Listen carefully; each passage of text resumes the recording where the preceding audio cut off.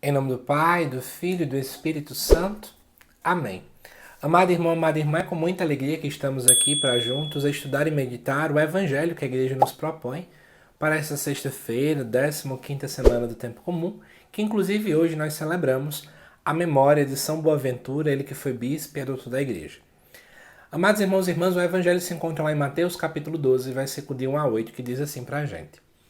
Naquele tempo, Jesus passou no meio de uma plantação, num dia de sábado.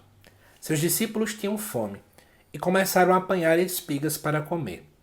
Vendo isso, os fariseus disseram-lhe: Olha, os teus discípulos estão fazendo o que não é permitido fazer em dia de sábado. Jesus respondeu-lhes: Nunca lestes o que fez Davi, quando ele e seus companheiros sentiram fome? Como entrou na casa de Deus e todos comeram os pães da oferenda, que nem a ele nem aos seus companheiros era permitido comer, mas unicamente aos sacerdotes? Ou nunca lestes na lei que em dia de sábado, no templo, os sacerdotes violam o sábado sem contrair culpa alguma? Ora, eu vos digo, aqui está quem é maior do que o templo. Se tivesses compreendido o que significa quero a misericórdia e não o sacrifício, não teríeis condenado os inocentes. De fato, o Filho do Homem é Senhor do sábado. Amados irmãos e irmãs, antes de começar a explicar o Evangelho, eu preciso te relembrar o contexto da igreja de Mateus. Nós estamos por volta do ano 70 a 80 depois de Cristo, onde o Evangelho acabou tendo a sua conclusão de redação, e estava se tendo muito embate sobre as práticas judaicas e as novas práticas agora do cristianismo. Tinha coisa que a gente deveria manter ou não? O que manter? O que não manter? E por quê? Partindo desse pressuposto, nós estamos vendo aqui um relato de uma situação em que se aconteceu, que foi da questão das espigas em dia de sábado. É um texto muito bem conhecido. E como você vai perceber comigo, esse texto acaba sendo muito cristológico, ou seja, ele quer nos revelar a realidade sobre a pessoa de Jesus Cristo. Em primeiro lugar, se diz que os discípulos de Jesus estavam com fome em dia de sábado, certo? E aí, é interessante você perceber que lá em Deuteronômio, capítulo 23, versículo 56, era permitido caso se estivesse com fome. Mas os fariseus diziam que não podia. Então era aquilo que nós vimos no evangelho de ontem, a questão do jugo. Né? Eu coloco uma regra a mais dentro daquilo que diz que é permitido ou não.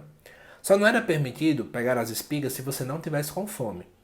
Mas em dia de sábado, para alimentar a fome, poderia. E aí o que acontece? Jesus então cita dois exemplos. Ele cita um de Davi, que era muito conhecido do povo daquele tempo, porque lá em 1 Samuel capítulo 21, versículo de 2 a 7, diz que Davi e os seus foram tomados porque estavam com fome e acabaram pegando os pães da oferenda, que não era permitido comer por eles, mas apenas pelos sacerdotes. Essa proibição se encontra, caso você queira verificar, lá em Levítico 24, versículo de 5 a 9. Partindo-se desse ponto, é que a gente começa então a perceber da parte deles que Jesus está querendo usar o conhecimento deles contra eles mesmos. Depois Jesus cita uma outra realidade, que é a realidade do dispenso do repouso sabático para os sacerdotes. Lá em Levítico 24:8 e Números 28:9 diz que até mesmo os sacerdotes precisariam cumprir esse repouso sabático. Só que Jesus está querendo dizer, olha, eles não cumprem, eles acabam transgredindo a lei. E vocês fazem o que com isso? Nada. Em outras palavras, é isso que Jesus questiona. E aí o que acontece? Partindo desse pressuposto, Jesus nem espera eles responderem, né?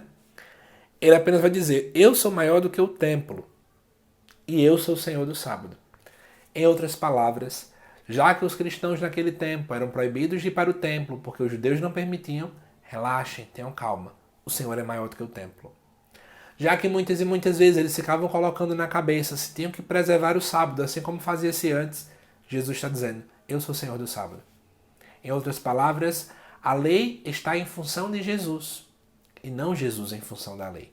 A lei está abaixo de Cristo. Cristo está acima de todas essas coisas. Então isso anima o nosso coração dessa nova certeza, não é? Nós precisamos compreender que nós estamos do lado e nós seguimos aquele que está acima de todas as coisas. Mas será que, como os fariseus, nós ficamos como fiscais da fé alheia? Ficamos observando aquilo que o outro erra ou deixa de errar para usar isso para poder assim gerar polêmica?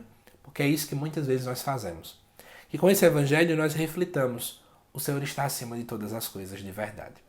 Que Deus te abençoe, amado irmão, amada irmã, e até o nosso próximo vídeo.